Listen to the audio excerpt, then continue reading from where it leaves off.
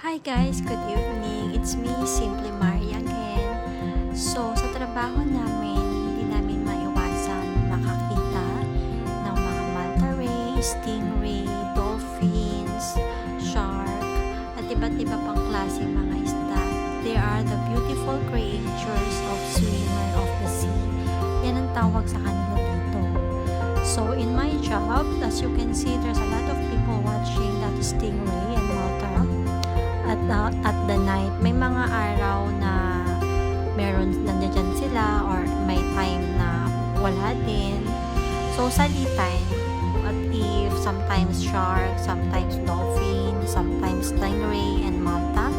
So I hope you enjoyed watching a short video, and please don't forget to like, subscribe and share, comment and everything. So thank you so much for watching.